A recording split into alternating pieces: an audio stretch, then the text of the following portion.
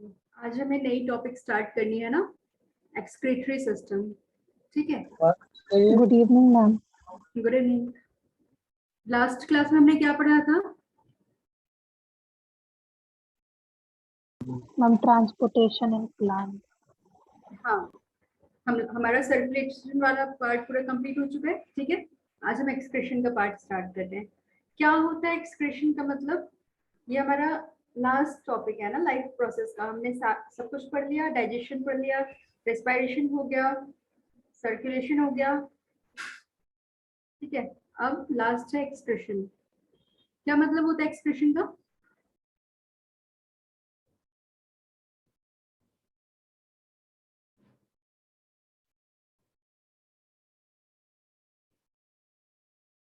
क्या मतलब होगा?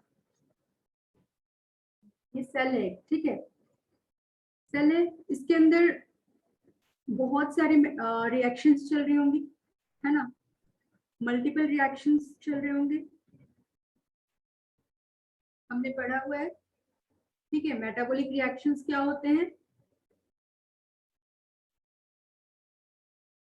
क्या होते हैं metabolic reactions?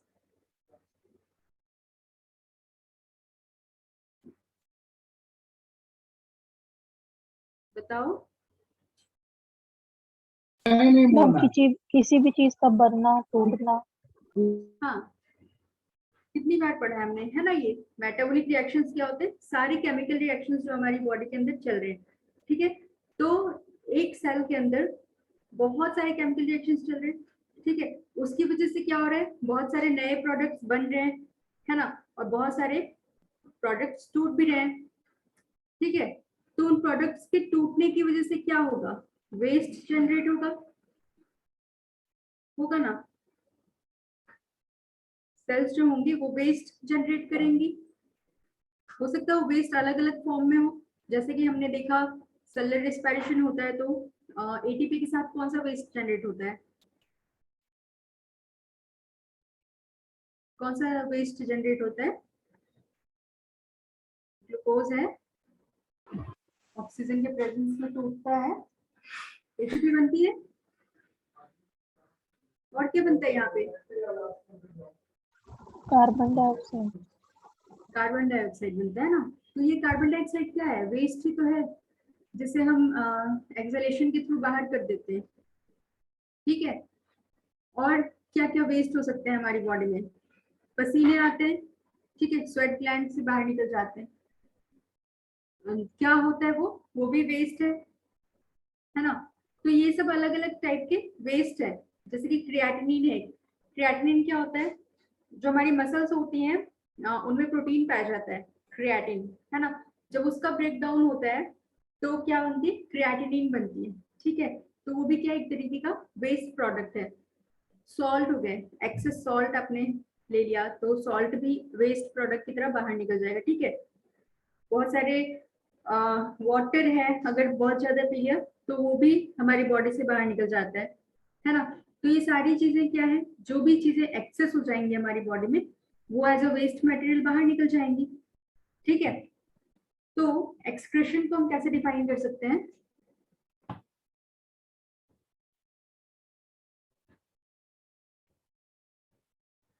Excretion is a biological process. ठीक है,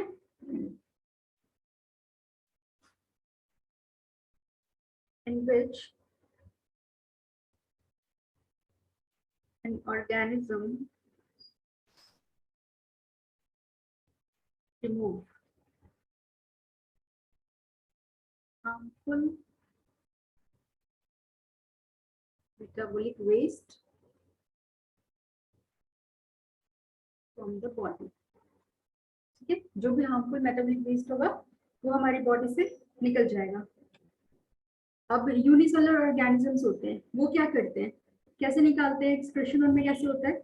डिफ्यूजन के थ्रू होता है ना। क्योंकि वो उनके पास क्या है? कुछ भी नहीं है, सेल्स, सिर्फ एक सेल स्ट्रक्चर है। ठीक है, तो वो क्या करते हैं? अपने सरफेस पे ही डिफ्यूजन के थ्रू वो बाहर कर देते हैं वेस्ट मटेरियल को। ठीक है, फॉर एग्जाम्पल क्या क्या वेस्ट हो सकते हैं हमारी बॉडी के अंदर? Carbon dioxide, creatinine,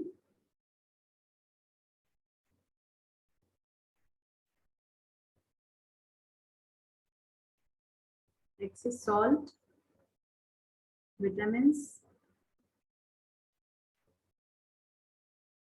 and nitrogenous waste. अच्छा, जितने भी एनिमल्स हैं, जितने भी लिविंग ऑर्गेनिजम्स हैं, ठीक है, उन सब में जो एक कॉमन चीज होती है वो होता है नाइट्रोजनस वेस्ट। ठीक है, नाइट्रोजन की वेस्ट मटेरियल की फॉर्म में, मेनली जो वेस्ट मटेरियल की फॉर्म में होता है वो नाइट्रोजन ही होता है। ठीक है, भले वो अलग अलग फॉर्म में पाए जाए, जैसे कि वो अमोनिया के फॉर्म में निकल सकता है बॉडी से, है ना। जब अमोनिया के फॉर्म में निकलेगा तो हम क्या बोलेंगे कि अमोनोटेलिक ऑर्गेनिज्म है। ठीक है, वो सीधे क्या करते हैं, अमोनिया को बाहर कर देते हैं। फिर जैसे हम मैमल्स हैं, ठीक है, मैमल्स के अंदर क्या होता है, हमारे अंदर अमोनिया नहीं होता है, हम अमोनिया को बाहर नहीं करते। ठीक है, हमारे अंदर क्या होता है, वो जो नाइट्रोजनस वेस्ट होता है वो कन्वर्ट हो जाता है यूरिया में। ठीक है, तो हम क्या बाहर करते हैं, यूरिन पास करते हैं। ठीक है, उससे क्या पास होता है, यूरिया पास होता है। जो नाइट्रोजनस वेस्ट होता है हमारे अंदर किस फॉर्म में होता है, यूरिया के फॉर्म में होता है। ठीक है, फिर कुछ ऑर्गेनिजम्स ऐसे होते हैं जिनके अंदर यूरिक एसिड के फॉर्म में होता है। तो होते वो सारे नाइट्रोजनस कंपाउंड ही है, ठीक है, लेकिन बस वो अलग अलग फॉर्म में प्रेजेंट होते हैं। ठीक है, क्रिएटिनिन क्या होता है,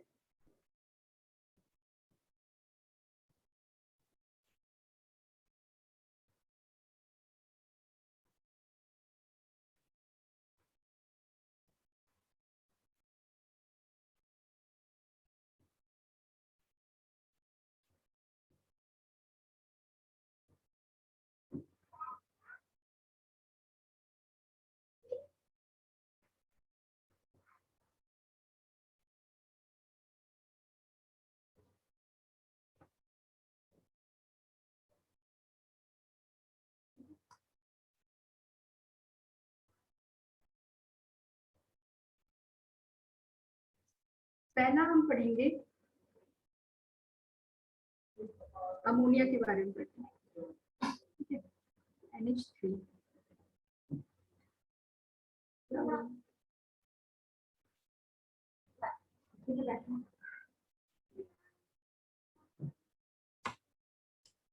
ठीक है, अमोनिया क्या होता है ना, ये बहुत ही टॉक्सिक सब्सटेंस होता है, बहुत ही हाईली टॉक्सिक होता है।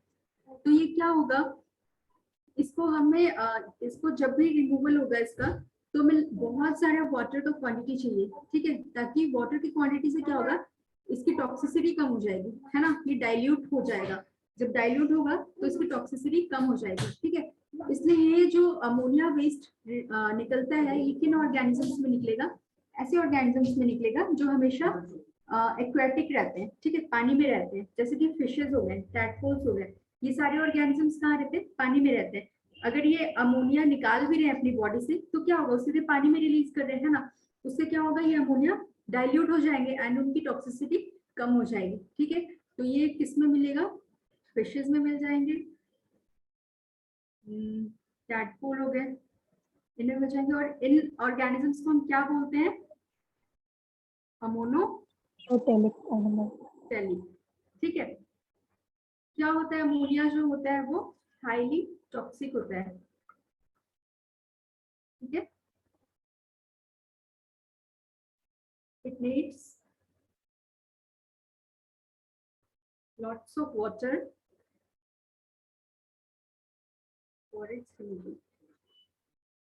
तो एक्वेटिक एनिमल्स के अंदर इसलिए अमोनिया होता है। ठीक है, क्योंकि वो इजीली क्या कर सकते हैं, इजीली उस चीज को, अमोनिया को निकाल सकते हैं, उससे ज्यादा नुकसान नहीं होता है। ठीक है ना, अगर suppose land animals ammonia release करने लग जाए तो क्या होगा,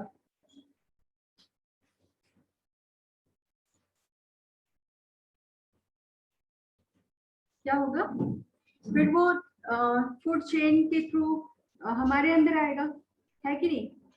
अगर लैंड पे अमोनिया रिलीज होगा तो वो कहीं ना कहीं से तो सारे ऑर्गेनिजम्स के अंदर जाएगा ना, और उनके अंदर जाकर क्या करेगा, वो टॉक्सिक है तो वो डिजीज कॉज करेगा।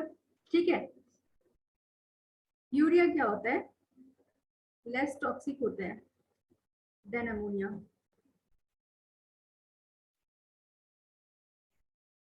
ठीक है, से पानी भी कम चाहिए होता है। ठीक है, लेकिन यूरिया भी ऐसा है कि इसे भी हमें बॉडी से बाहर करना ही है ना, बॉडी के अंदर नहीं रह सकता। क्या है ये, वेस्ट मटेरियल है। ठीक है, हाँ इधर आओ।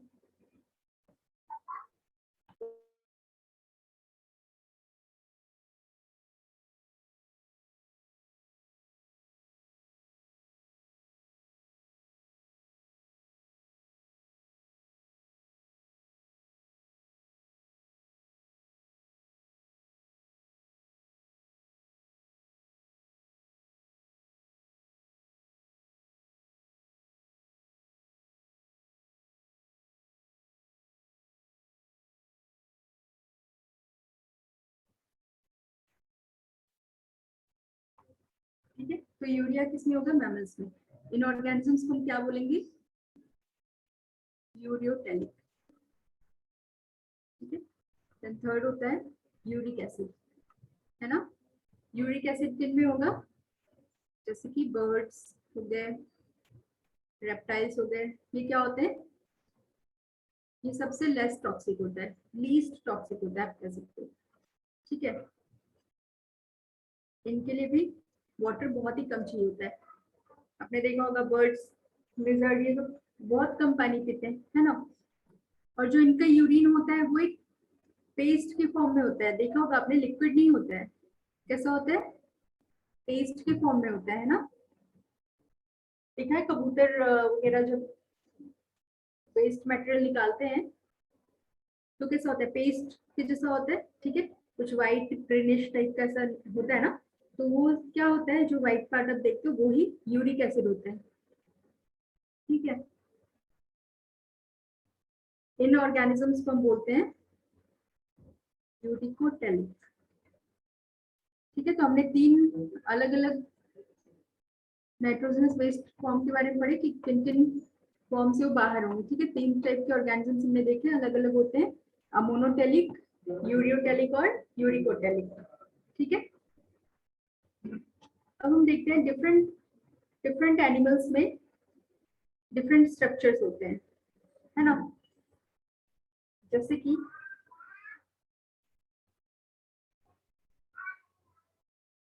अमीबा है, अमीबा में क्या होता है,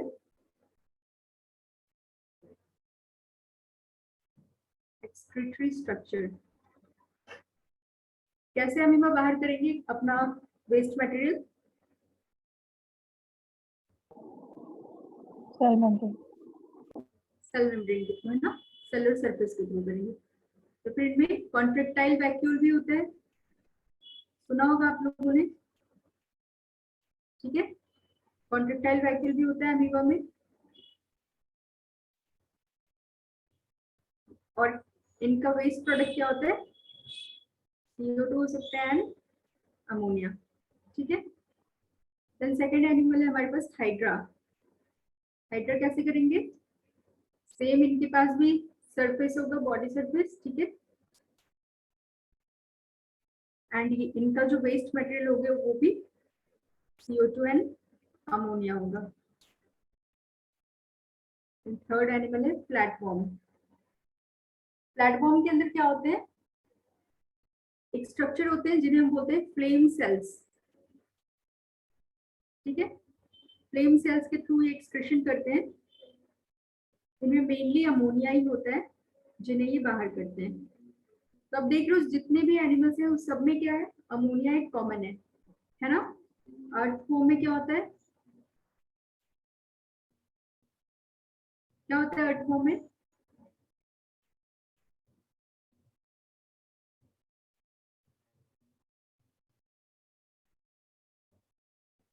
ये सुना होगा आप लोगों ने, इसे कहते हैं नेफ्रीडिया। ठीक है,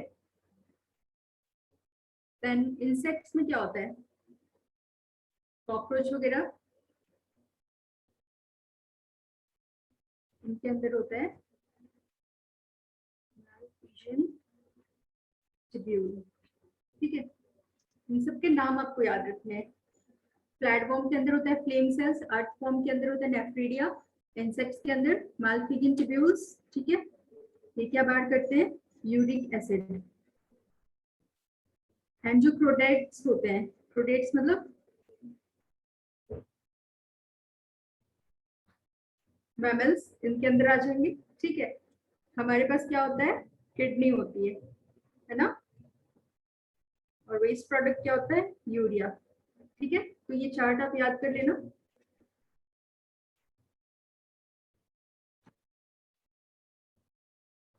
ठीक है,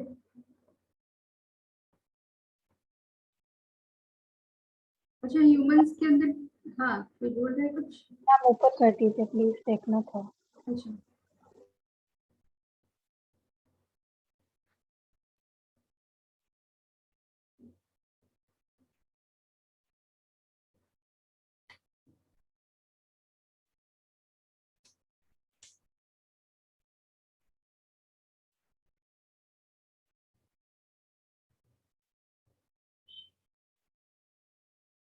ठीक है, हो गया। Yes ma'am. अच्छा, हम ह्यूमंस के अंदर क्या होता है ना,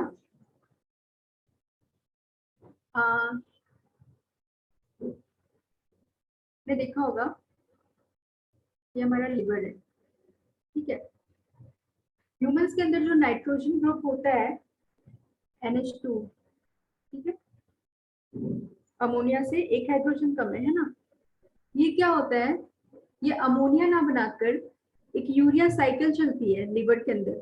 ठीक है, लिवर के अंदर क्या चलता है, यूरिया साइकिल, इसे हम ऑर्निथिन साइकिल भी बोलते हैं। ठीक है, इसी साइकिल में क्या हो जाता है, ये जो NH2 होता है ये यूरिया में कन्वर्ट हो जाता है। ठीक है, तो यूरिया कैसे बनता है हमारी बॉडी में, क्लियर है? जो अमाइन ग्रुप होता है, अमाइनो एसिड्स में जो हमारी अमाइनो एसिड्स होते हैं उनके पास से ही अमाइन ग्रुप होता है। ठीक है, जो ये कहाँ से आता है, ये अमाइन ग्रुप अमाइनो एसिड के टूटने से। ठीक है, अमाइनो एसिड के टूटने से अमाइन ग्रुप रिलीज होता है। एंड ये अमाइन ग्रुप का क्या होता है कि वो यूरिया साइकिल में जाकर यूरिया में कन्वर्ट हो जाती है ना। और वही यूरिया क्या होता है, एक वेस्ट मटेरियल होता है जिसे हमें अपनी बॉडी से बाहर करना होता है। ठीक है, तो अब हम ह्यूमन एक्सक्रीटरी सिस्टम देखेंगे कि किस तरीके से होते हैं, कौन कौन से ऑर्गन्स प्रेजेंट है ह्यूमन और एक्सक्रीटरी सिस्टम। ऑर्गन होगा हमारा किडनी होगी, है ना। ये देखो, ये किडनी का स्ट्रक्चर है। ठीक है, आप लोग देख पा रहे हो, दो किडनी होती है हमारे पास, ये लेफ्ट है ये राइट है। ठीक है, पेयर ऑफ किडनी होती है ना।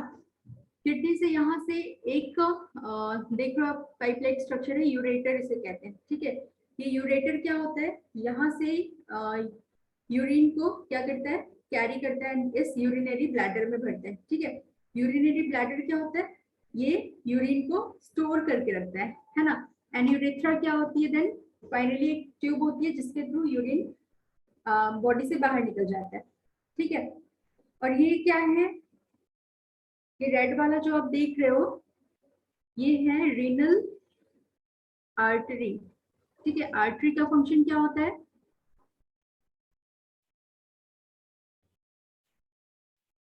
क्या होता है, आर्टरी कौन सी ब्लड लेकर आएंगी, ऑक्सीजनेटेड।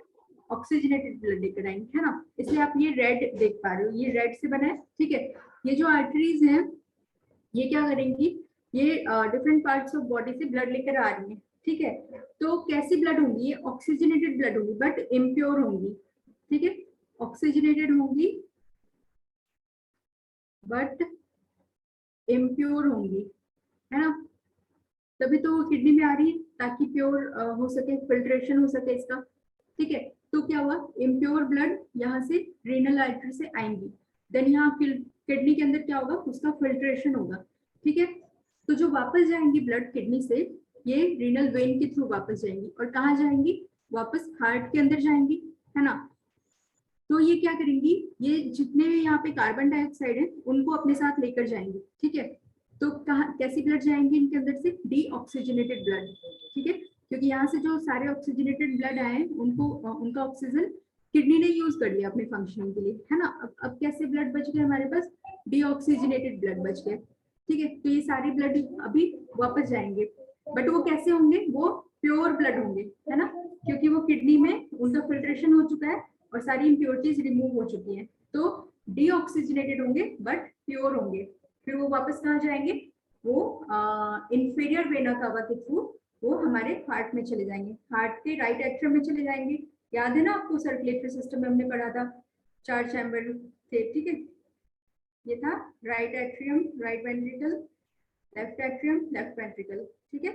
तो यहाँ से इंफीरियर वेना कावा है, इंफीरियर वेना कावा से राइट एट्रियम में जाती है। तो ये क्या होगा, ये रीनल वेन फाइनली हमारी क्या होंगी, डीऑक्सीजनेटेड ब्लड को लेकर जाएंगी और राइट एट्रियम में पोर करेंगी, ठीक है।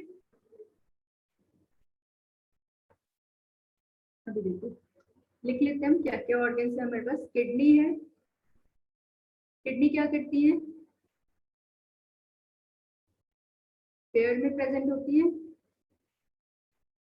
Pair of kidney, bean shape होता है इनका, ठीक है, बीन शेप होती है, आप देख भी पा रहे होगे। अच्छा, ये जो राइट वाली किडनी आप देख रहे हो, ये थोड़ा सा नीचे की होती है ना, जो लेफ्ट किडनी वो थोड़ी ऊपर होती है as compare to the right kidney. क्यों होता है ऐसा, हम लीवर प्रेजेंट होता है। हाँ इसके ऊपर क्योंकि लिवर प्रेजेंट होता है,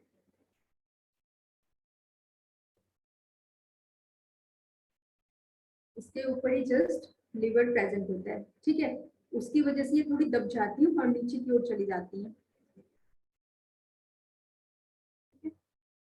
so a pair of kidney bean shape का होता है।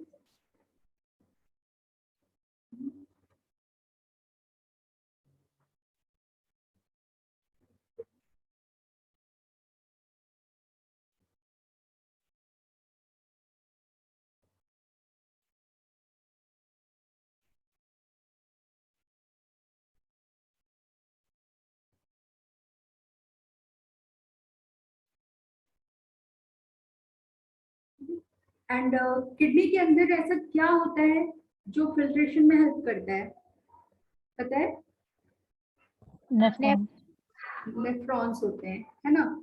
कितने होते हैं, मिलियंस, मिलियंस ऑफ नेफ्रॉन्स होते हैं, ठीक है। आपके पास 2 किडनी है, हर किडनी में मिलियंस ऑफ नेफ्रॉन्स होंगे।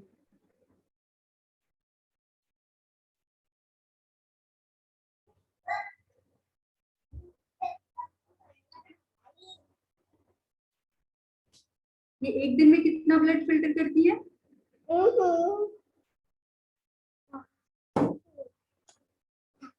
कोई idea, almost 200 litre blood filter कर देती है एक दिन में, ठीक है। एंड कितना यूरिन प्रोड्यूस हो जाता है,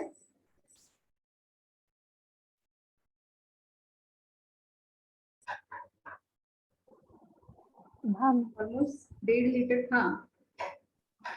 ma'am 180 litre per day primary filter है प्रोड्यूस होता है, उसमें से 1.5 से 1.8 लीटर यूरिन होता है। क्या क्या बोल रहे हो, मैम प्राइमरी फिल्टर रेट तो 180 लीटर पर डे प्रोड्यूस होता है। हाँ मतलब मैंने आपको अप्रोक्स बताया है। अब ठीक है, अप्रोक्स बताया कि उसके बीच में हो सकता है 170 टू 200 लीटर, उसके बीच में हो सकता है, ठीक है ना। तो 180 बता रहे हो, उसके बीच में ही आ रहा है, ठीक है। एंड 1 टू 1.5 लीटर तक यूरिन डेली प्रोड्यूस करते हैं, ठीक है। वो डिपेंड भी तो करता है ना, अगर आप कम पानी पी रहे हो तो क्या होगा,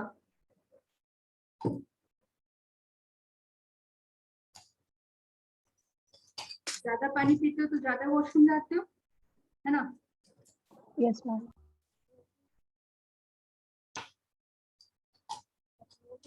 सेकंड चीज क्या है, रीनल आर्टरी। आर्टरी क्या करेगी, कैसी blood लाएंगी, oxygenated and impure.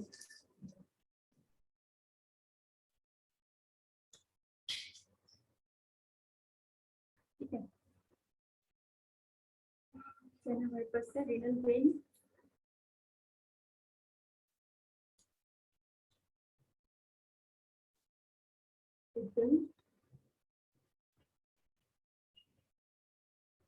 return useful nutrients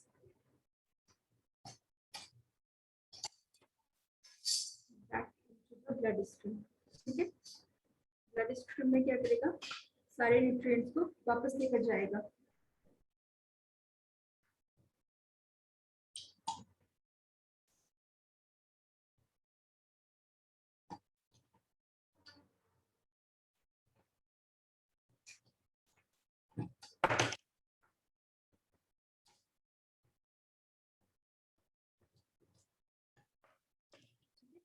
deoxygenated blood को वापस लेकर जाएगा।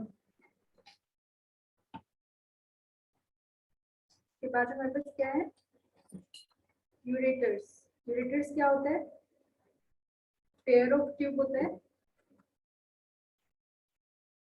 which arise from kidney,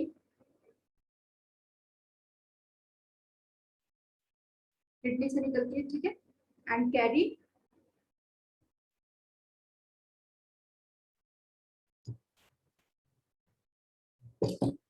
urine to the bladder. इसके बाद क्या आ जाएगा, यूरिनरी ब्लैडर। इसमें क्या होता है, यूरेनियल स्टूल। ठीक है, लास्ट इज यूरेथ्रा। तो क्या होता है, ट्यूब होती है,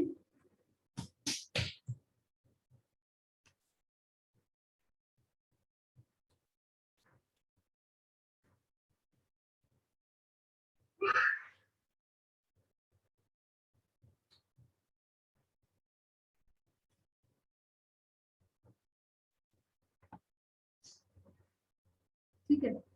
अभी देखो, ये एक आप डायग्राम है, एक किडनी आप देख पा रहे हो, है ना। इसके अंदर क्या क्या रीजन है, ये देखो, ये वाले जो सारे पोर्शन है बाहर की ओर, ये सारे रीजन है। इन्हें हम क्या बोलते हैं,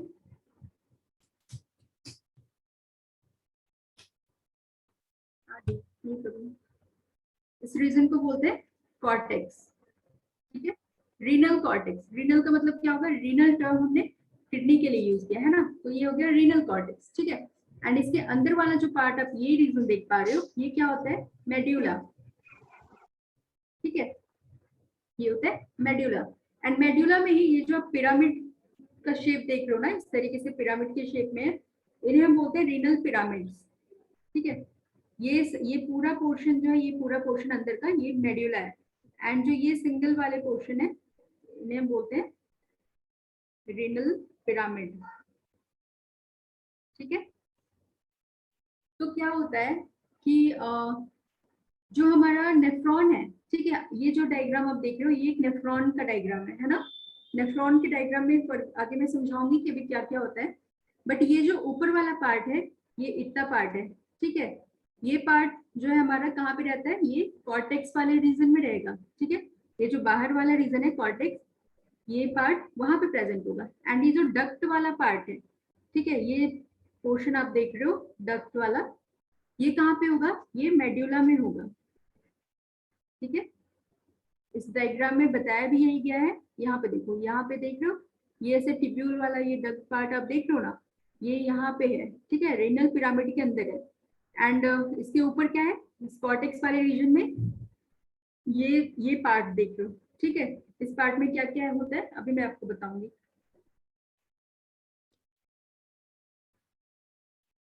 मैम हाँ, मैम ये किडनी के स्ट्रक्चर में पेल्विक एलियल सिस्टम कहाँ प्रेजेंट रहता है?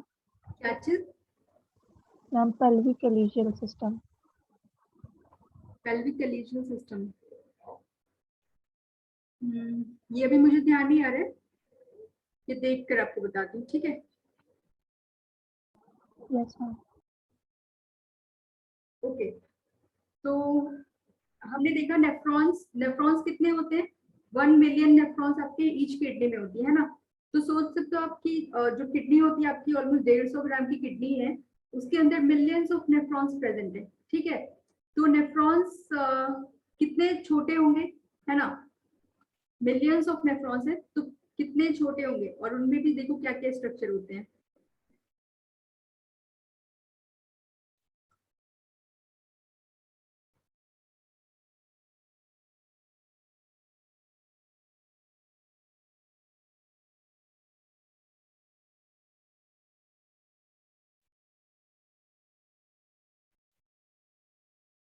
ये क्या होता है, Glomerulus. नहीं, ये वुमेन्स कैप्सूल होता है। तब उसके अंदर जो रहता है वो हाँ, glomerulus. उसके अंदर जो कैपिलरीज होती है उसे हम ग्लोमेरुलस बोलते हैं, ठीक है।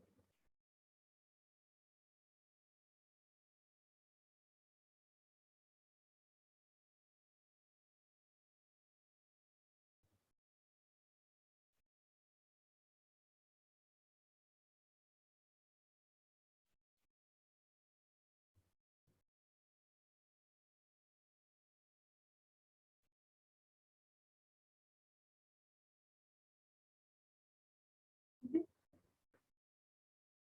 अब देखो इसमें क्या है, ये जो पार्ट है ना इसे हम बोलते हैं वुमेन्स कैप्सूल, ठीक है। इन्हें ग्लोमेरुलर कैप्सूल भी बोल सकते हैं, ठीक है। एक और नाम है ग्लोमेरुलर कैप्सूल। जनाब इस तरीके से डग देख लो जो वुमेन्स कैप्सूल से निकल रही है ना, इन्हें हम क्या बोलते हैं, Proximal प्रॉक्सिमल कॉन्वोलेटेड ट्यूब्यूल, ठीक है, प्रॉक्सिमल कॉन्वोल्यूटेड ट्यूब्यूल। और जो यहाँ पे है जो थोड़ी दूर में है ना, इन्हें हम बोलते हैं डिस्टल convoluted. कॉन्वोल्यूटेड ट्यूब्यूल, ठीक है, DCT शॉर्ट फॉर्म में। फिर क्या होता है, ये जो आप डग देख रहे हो नीचे, ठीक है, इससे यहाँ बोलते हैं लूप ऑफ Henle. हेनले, ठीक है, या फिर इसे नेचुरली लूप भी बोला जा सकता है, ठीक है। और ये सारी क्या होती है, ये सारी कलेक्टिंग डक्ट्स होती है ना, कलेक्टिंग डक्ट्स होती है, ठीक है, जहां से ब्लड का कलेक्शन होता है, ठीक है। अब क्या होगा,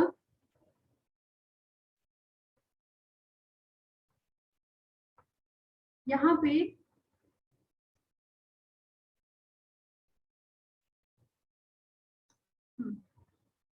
यहाँ से आपकी ब्लड आएंगी, ठीक है। कैसे आएंगी ब्लड, कहाँ से आएंगी ब्लड, अभी हमने पढ़ा है Renal artery से. रीनल आर्टरी से आएंगी, है ना। बाकी बच्चे क्या कर रहे हैं, आप लोग भी बोलो, समझ में आ रहा है ना सभी को, रीनल आर्टरी से ब्लड आ रही है, ठीक है। तो जिस वेसल से ब्लड आ रही है इसे हम बोलेंगे एफरेंट आर्टेरियोल, ठीक है। आर्टेरियोल क्यों बोल रहे हैं,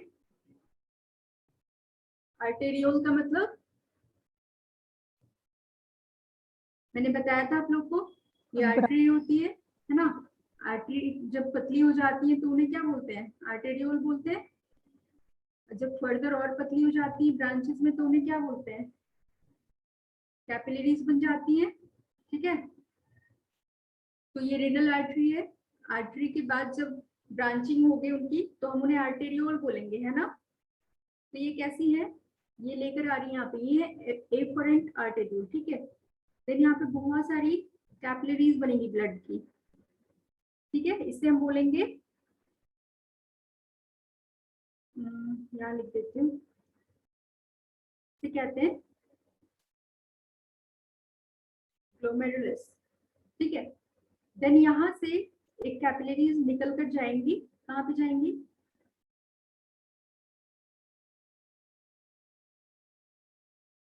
ये कैसी कैपिलरी होंगी जो इधर से निकल रही है, ये होंगी इफरेंट, है ना, इफरेंट आर्टेरियोल, ठीक है। वो एफरेंट था और ये इफरेंट, ठीक है। तो ये कैपिलरीज किधर जाएंगी, ये जो कैपिलरीज है ये सब यहाँ पे इनको सराउंड करेंगी, ठीक है। इस तरीके से इनको सराउंड करेंगे।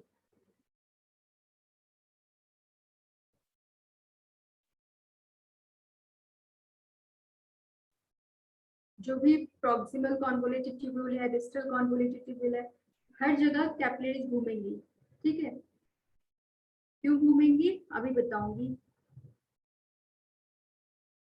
लूकोफेनले पूरे पूरा जो हमारा नीचे का पार्ट है सबको कवर करेंगे, है ना।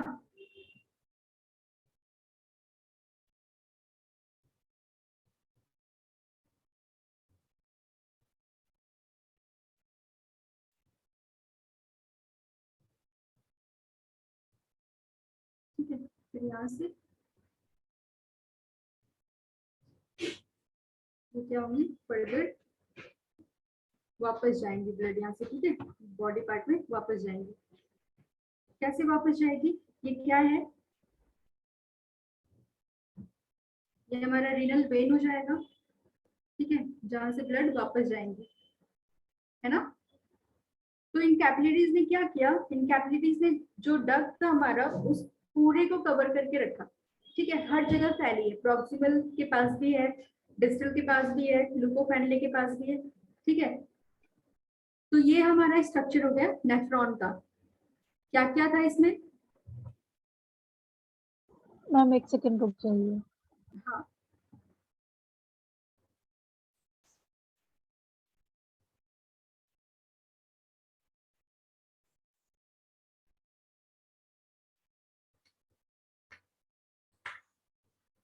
ये जो ये सब है, ये क्या है, ये सब कैपिलरीज हैं, ठीक है।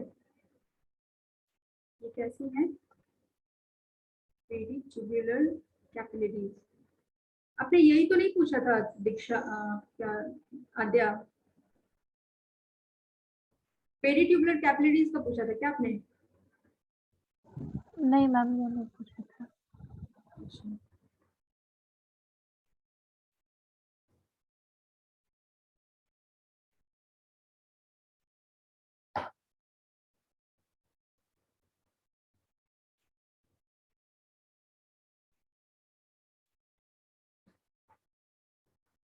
ये वाला जो पोर्शन हो जाएगा ऊपर वाला, ये कौन सा रीजन होगा हमारे नेफ्रॉन का,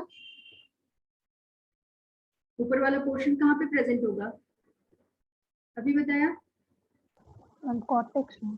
कॉर्टेक्स में होगा, है ना। और ये नीचे वाला कहाँ होगा, मेड्यूला में होगा, ठीक है। तो यहाँ पे हमने क्या क्या देखा, वुमेन्स कैप्सूल देखा। वुमेन्स कैप्सूल से क्या हो रहा है, प्रॉक्सिमल कॉन्वोलेटेड डक्ट आ रही है, ठीक है।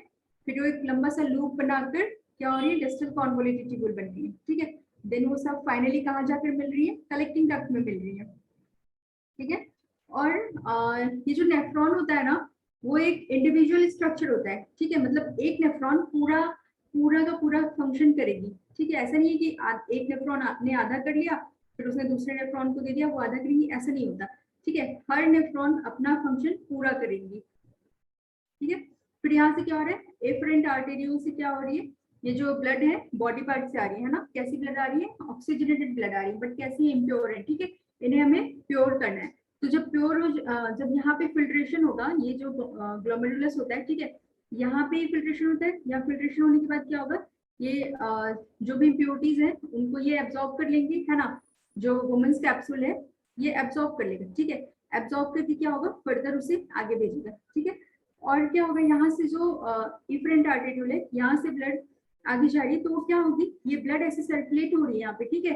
क्यों सर्कुलेट हो रही है, क्योंकि जो यहाँ पे वेस्ट मटेरियल गया है, इनको इनमें बहुत सारे वेस्ट मटेरियल के साथ साथ क्या हो रहा है कि बहुत सारे अच्छे मटेरियल भी हो सकते हैं ना, लाइक ग्लूकोज भी हो सकता है, बहुत सारे मिनरल्स भी हो सकते हैं, आयंस भी हो सकते हैं, जो हमारी बॉडी को जरूरत है जिसकी, है ना। तो ब्लड क्या करेगा, ये ब्लड वेसल्स यहाँ से घूम रही है, तो वो क्या करेंगे कि उन सब चीजों को वापस से एब्जॉर्ब कर लेंगे, ठीक है।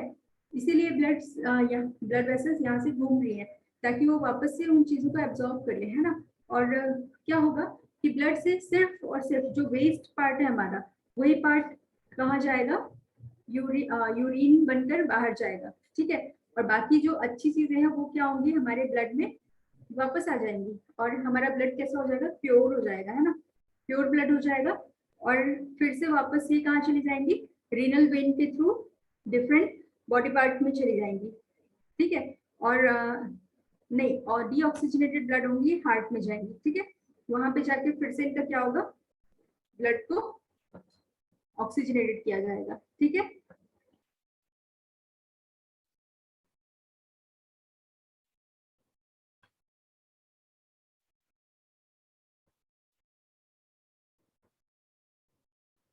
ये डायग्राम सभी को समझ में आया है ना, लोगों नेफ्रॉन का।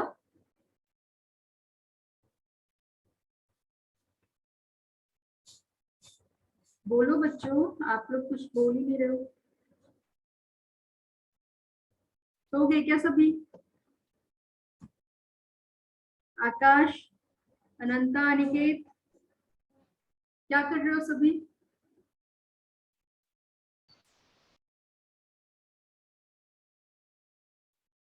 बोलो, माइक ऑन होता है फिर बंद हो जाता है।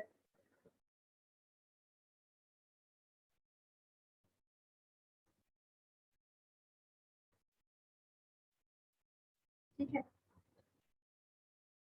तो नेफ्रॉन्स के बारे में लिख लेते हैं।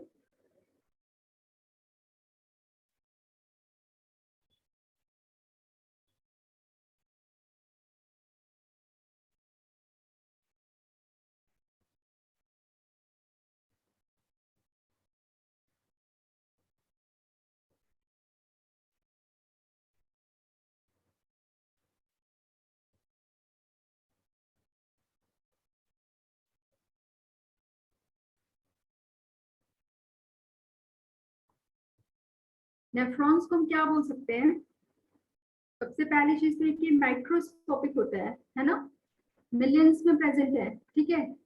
और बहुत छोटे होते हैं, माइक्रोस्कोपिक स्ट्रक्चर होगा इनका, आप नेकेड आई से देख नहीं पाओगे।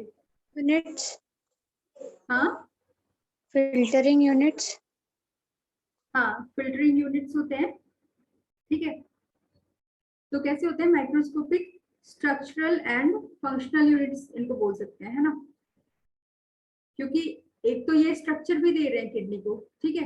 नेफ्रॉन्स ही आपस में एग्रीगेट होकर क्या कर रहे हैं, किडनी बना रहे हैं ना, तो स्ट्रक्चर भी दे रहे हैं किडनी को, एंड सारा का सारा जो फंक्शन है वो भी परफॉर्म कर रहे हैं, ठीक है।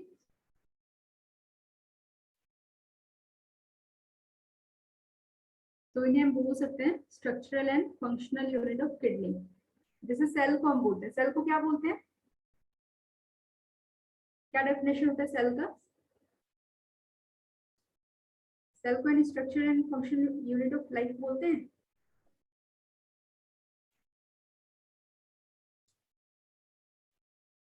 क्या होता है नेफ्रॉन में, यूरिन प्रोडक्शन होता है ना, नेफ्रॉन प्रोड्यूसेस यूरिन, ठीक है।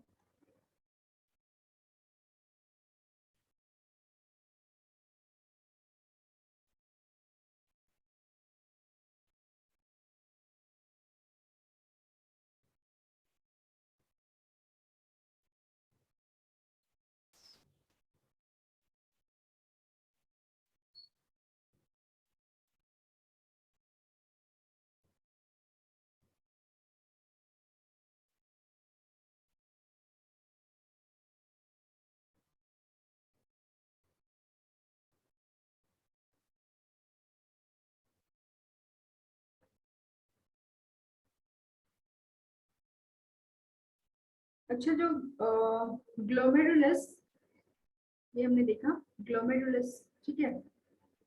और ये जो वुमेन्स कैप्सूल होता है, इन्हें एक साथ क्या बोलते हैं? इन दोनों को एक साथ आप बोलोगे रीनल कैप्सूल, ठीक है। ग्लोमेरुलस प्लस वुमेन्स कैप्सूल, इन्हें हम बोलेंगे रीनल कैप्सूल, है ना।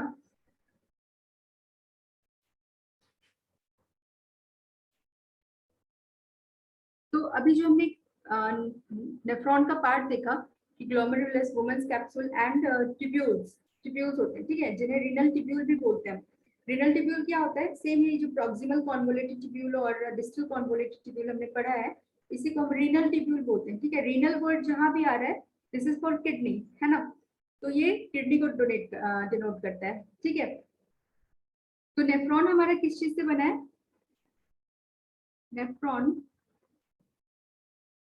consists of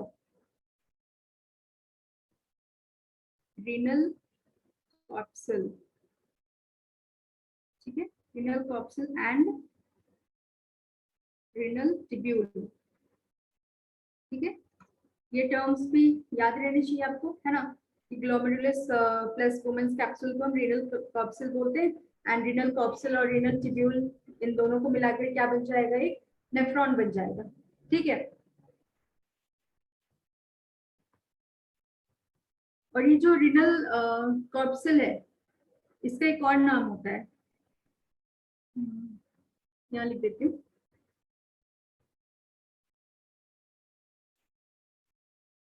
renal corpuscle is also known as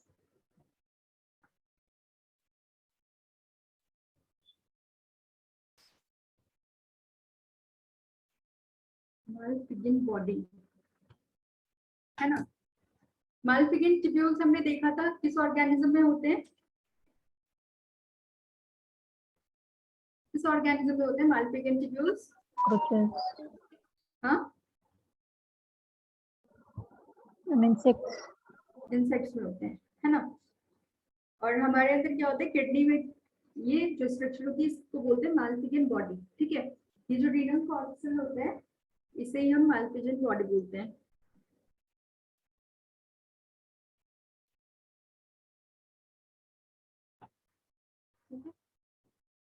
function of kidney देख लेते हैं, क्या क्या फंक्शन होगी किडनी के?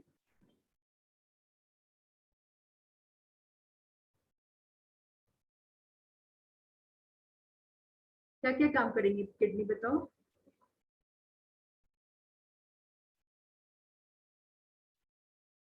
बोलो, अब दूसरे बच्चे बताएंगे, बताओ। आर्यन, आर्यन बताओ, किडनी हमारी क्या क्या काम करेंगी? रितिमा, रितिमा आप नए हो क्या क्लास में? नहीं मैम। ओके, बताओ बच्चे, किडनी क्या क्या फंक्शन करेंगी?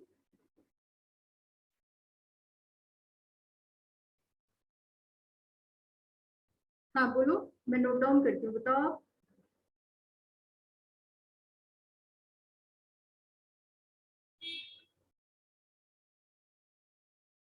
क्या पढ़ा हमने अभी इतना?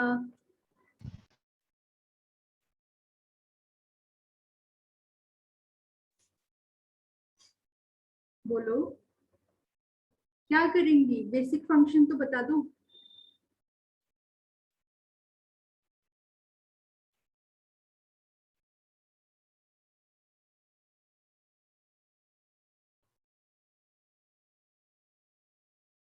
एक्सेप्ट आद्या, कोई कुछ बोलता ही नहीं है।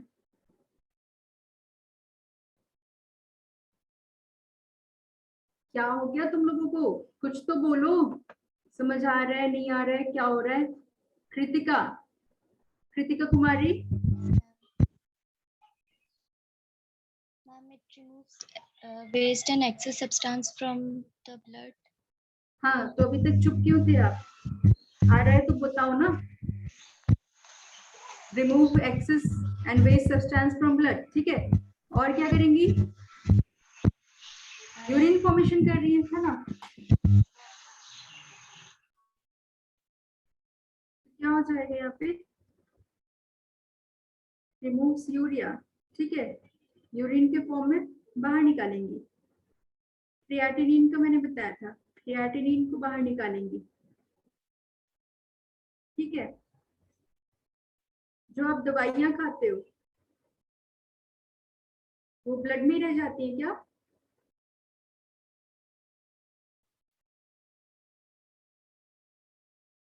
जो हम टैबलेट्स खाते हैं ना, पैरासीटामोल खा लिया, हेडेक हो रहा है तो क्रोसिन खा लिया, इतनी सारी दवाइयां खाते रहते हैं ना, वो क्या होती है, जो भी एक्शन उनको करना होता है वो करती है, बाकी सारी दवाइयां निकल जाती है बाहर, है ना।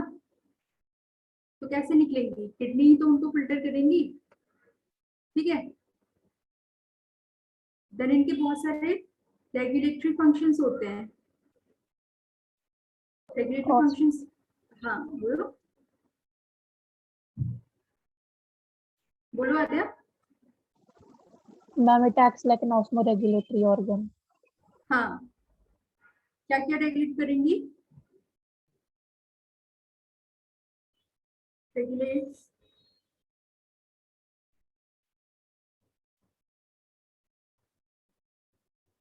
ionic concentration in blood, ठीक है।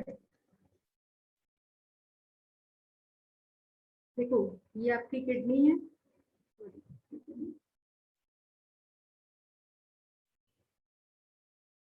ठीक है। यहाँ से क्या होगा, तो ब्लड आएगा, ब्लड के अंदर बहुत सारे आयंस भी तो है ना, जैसे सोडियम आयन हो गया, वाटर हो गया, हाइड्रोजन आयन हो गया, है ना, इस तरीके के बहुत सारे आयंस प्रेजेंट हैं। तो जिनकी हमें जरूरत नहीं है, वो एक्स्ट्रा आयंस क्या होंगे, बाहर निकल जाएंगे, है ना। हमारी बॉडी में आयनिक बैलेंस होना चाहिए ना, जितना जितना रिक्वायर्ड है बॉडी को उतने होना चाहिए, जो एक्सेस होंगे वो क्या होंगे, वेस्ट के थ्रू, यूरिन के थ्रू पास आउट हो जाएंगे, ठीक है। तो ये क्या करेंगे, it will regulates ionic concentration in blood, it also regulates water concentration, ठीक है। आपने जरूरत से ज्यादा पानी पी लिया तो क्या होगा, बाहर निकल जाएगा, रेगुलेट्स वाटर कॉन्सेंट्रेशन, ठीक है। और जो हमारी ब्लड की पीएच होंगी उसको भी मेंटेन करके रखेगा। कितना होता है पीएच ऑफ ब्लड,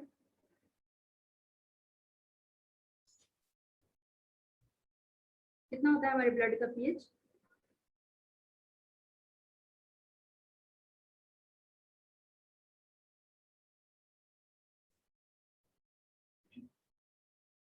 न्यूट्रल होता है ना, 7.4 to 7.3। न्यूट्रल होता है, ठीक है। तो किडनी क्या क्या फंक्शन कर रही है, यूरिया को बाहर निकाल रही है, क्रिएटिनिन को बाहर निकाल रही है, एक्सेस ड्रग जो भी है बच्चा वो उससे बाहर निकालेंगी, रेगुलेटरी फंक्शंस होंगे, ठीक है।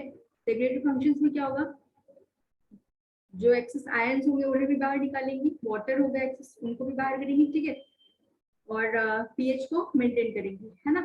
ये सारी चीजें हमारी किडनी रेगुलेट करती है, ठीक है।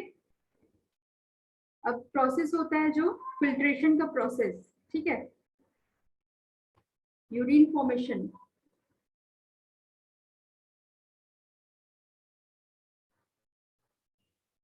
या फिर प्रोसेस ऑफ एक्सक्रीशन, किस तरीके से होता है, ठीक है। इनके अंदर 3 स्टेप्स होते हैं, एक होता है, अल्ट्रा फिल्टरेशन। हाँ, अल्ट्रा फिल्ट्रेशन होता है। अल्ट्रा फिल्ट्रेशन में क्या होगा, जो हमने ग्लोमेरुलस वाला पार्ट देखा था, है ना, ये ऊपर में आपने ग्लोमेरुलस वाला पार्ट देखा है, ठीक है। ये यहाँ से क्या होगा, ब्लड सारी जो होंगी वो हमारी फिल्टर होंगी, ठीक है। देन वुमेन्स कैप्सूल कैसे काम करे, सीव की तरह काम करे, छन्नी की तरह काम कर रहे हैं, है ना, जिसके थ्रू क्या होगा, जो भी आपका वेस्ट है वो सारा उससे पास आउट हो जाएगा, ठीक है। तो यहाँ पे क्या हो रहा है, यहाँ पे अल्ट्रा फिल्ट्रेशन हो रही है, ठीक है, ग्लोमेरुलस उसमें हेल्प कर रहा है। आपसे अगर पूछा गया कि अल्ट्राफिल्ट्रेशन में हमारा नेफ्रॉन का कौन सा पार्ट हेल्प करता है, तो ग्लोमेरुलस, ठीक है, ग्लोमेरुलस के अंदर क्या हो रहा है, अल्ट्राफिल्ट्रेशन हो रही है, क्लीनिंग ऑफ ब्लड वहां पे हो रही है, ठीक है। अल्ट्राफिल्ट्रेशन में आप क्या लिख सकते हो, this is the first step of cleaning,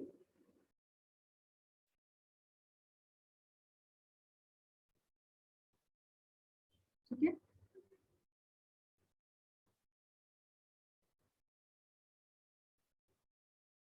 occurs in glomerulus, है ना, ठीक है, ग्लोमेरुलस में होती है। देन क्या होगा, रीअब्जॉर्प्शन हो जाएगा, ठीक है। Selective reabsorption. हाँ, सेलेक्टिव रीअब्जॉर्प्शन भी बोल सकते हो। सेलेक्टिव रीअब्जॉर्प्शन होता है, मतलब क्या है इसका, जो आपकी अल्ट्राफिल्ट्रेट बाहर निकली है ना, जो भी फिल्ट्रेट बाहर निकला है, उसमें वेस्ट मटेरियल के साथ साथ कुछ अच्छे मटेरियल्स भी तो होंगे, जैसे कि ग्लूकोज हो गया, ठीक है, बहुत सारे अमाइनो एसिड्स हो गए, है ना, कुछ सॉल्ट हो गया, ये सारी चीजें हम हमारे वेस्ट के साथ निकली थी, ठीक है। तो कुछ ऐसे भी न्यूट्रिएंट्स हो सकते हैं जो हमारी ब्लड को वापस चाहिए, है ना, हमारी ब्लड क्या करेंगे, उनको ले जाएंगे, फिर डिफरेंट बॉडी पार्ट्स को देंगे। तो यहाँ पे क्या होगा, ये जो हमने कैपिलरीज देखी थी, जो यहाँ जो ये पीसीटी एंड डीसीटी के ओवर जो कैपिलरीज जा रही थी, ये सारी कैपिलरीज, इनका फंक्शन क्या है, इनका फंक्शन ही तो रीअब्जॉर्प्शन का है। ये जो रेड एंड ब्लू कैपिलरीज मैंने दिखाया है, ये क्या कर रही है, ये रीअब्जॉर्ब का काम कर रही है। अगर यहाँ से कुछ ऐसे मटेरियल चले भी गए जो कि अच्छे थे, ठीक है, जो कि हमारी बॉडी के लिए सही थे, तो उनको क्या करेंगी, वो वापस ले लेंगी यहाँ से, ये सारे वापस चले जाएंगे इन वेसल्स में, है ना, ये सारे क्या होंगे, इन वेसल्स में वापस चले जाएंगे यहाँ से, ठीक है। तो इन्हें हम बोलते हैं reabsorption,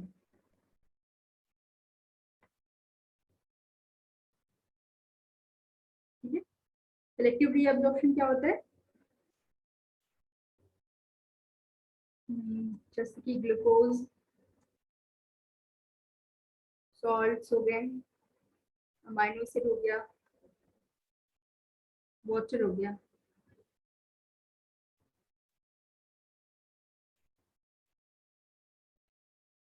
reabsorbed by various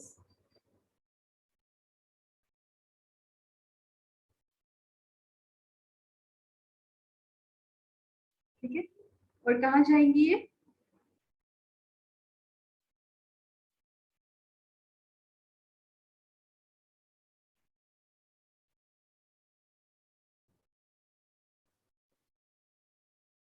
blood capillaries में वापस चली जाएंगी, है ना,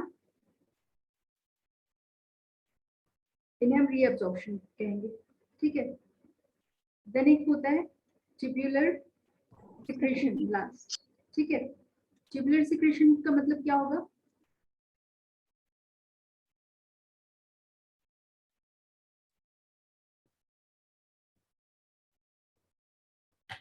ट्यूबुलर सिक्रेशन का मतलब क्या होगा, ये जो ट्यूब्यूल्स आप देख रहे हो, ठीक है, ये सारी ट्यूब्यूल्स जो जिन्होंने क्या किया है, इसको सराउंड करके रखा है, ठीक है।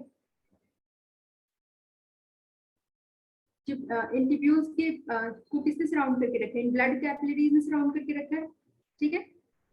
तो इन ब्लड कैपिलरीज में जो ये इफरेंट आर्टेरियोल के थ्रू जो यहाँ पे ब्लड आ रहे थे, हो सकता है ना कि सारे के सारे फिल्ट्रेट जो है यहाँ पे फिल्टर ना हो पाए, ग्लोमेरुलस से फिल्टर ना हो पाए, ठीक है। कुछ हो सकता है कि वेस्ट यहाँ से आ भी गया हो जो हमारी बॉडी को रिक्वायर्ड नहीं है, ठीक है।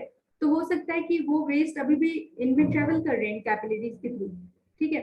तो ये क्या करेंगी, जो ये टिब्यूल्स हैं, इनको वापस से सॉरी, ये जो कैपिलरीज हैं, ये कैपिलरीज क्या करेंगी, इनको वापस से इन टिब्यूल्स के अंदर सिक्रेट कर देंगी, ठीक है। इनको वापस भेज देंगी कि तुम टिब्यूल्स में जाओ, है ना, इनको वापस से ये कैपिलरीज क्या करेंगी, टिब्यूल्स में भेज देंगी। तो इन्हें हम क्या कह रहे हैं, ट्यूबुलर सिक्रेशन, ठीक है। इसमें क्या हो रहा है कि जो ब्लड कैपिलरीज हैं वो क्या कर रही हैं, जो भी वेस्ट मटेरियल बचा है, ठीक है, उनको वापस से एनटीपीयूज में भेज रही है, जो जिसके अंदर हमारे ग्लोमेरुलर फिल्ट्रेट थे, है ना, यहाँ से ग्लोमेरुलर फिल्ट्रेट आए थे, ठीक है, इसके अंदर ग्लोमेरुलर फिल्ट्रेट पूरे भरे हुए थे। एंड इन कैपिलरीज में क्या था, इन कैपिलरीज में हमारे प्योर ब्लड घूम रहे थे, बट हो सकता है कि उस प्योर ब्लड के साथ साथ कुछ इम्प्योरिटीज भी घूम रही होंगी, ठीक है, जो फिल्टर नहीं हो पाई होंगी, एनी हाउ वो पास कराई होंगी। तो क्या होगा, अभी भी हमारे पास टाइम है कि यहाँ से भी कुछ सिक्रेशन होगा और वापस वो वेस्ट में चली जाएंगी, ठीक है। तो उसी चीज को हम कहते हैं ट्यूबुलर सिक्रेशन। तो ये 3 प्रोसेस है जिनके थ्रू फिल्ट्रेशन होता है, ठीक है। और ये जो वेस्ट बन गई, अब ये वेस्ट क्या होंगी, ये वेस्ट बाहर जाएंगे, है ना, यूरेथ्रा जो सॉरी ब्लैडर है, यूरिनरी ब्लैडर, वहां पे जाके यूरिन स्टोर हो जाएगा, ठीक है। तो ये प्रोसेस हो गई हमारी यूरिन फॉर्मेशन की, कि किस तरीके से होगा।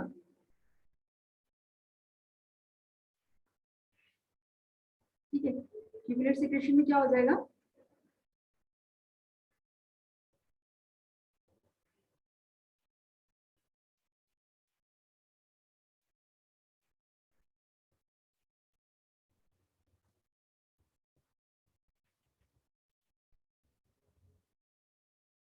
surrounding blood capillaries.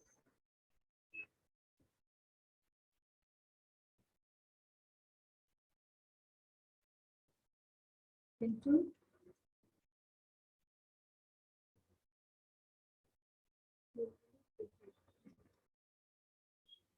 ठीक है, 3 प्रोसेस हो गई, अल्ट्रा फिल्ट्रेशन हो गया, रीअब्जॉर्प्शन हो गया और ट्यूबुलर सिक्रेशन हो गया, ठीक है। ये समझ में आया, इसके आगे हम नेक्स्ट क्लास में पढ़ेंगे, ठीक है, क्लियर है ना। और इस हफ्ते आप लोग का टेस्ट भी है ना बायो का, आप लोग तो लेकिन कुछ पढ़ते नहीं हो, ठीक है। मैम हाँ, मैम एंटी डायूरेटिक हार्मोन का क्या काम है इस प्रोसेस में? एंटी डायूरेटिक हार्मोन, ये अभी एग्जैक्टली मुझे याद नहीं आ रहा है, बट पढ़ा था, ठीक है, मैं इसको आपको देख के नेक्स्ट क्लास में बता दूंगी एंटी डायूरेटिक हार्मोन का, ठीक है। और कुछ टेस्ट के बारे में कुछ पूछना है? मैम पूरा लाइफ प्रोसेस बता रहा है ना उसमें तो। हाँ, ये वाला पार्ट नहीं आएगा, एक्सक्रीशन नहीं आएगा, सर्कुलेटरी सिस्टम तक आएगा, ठीक है।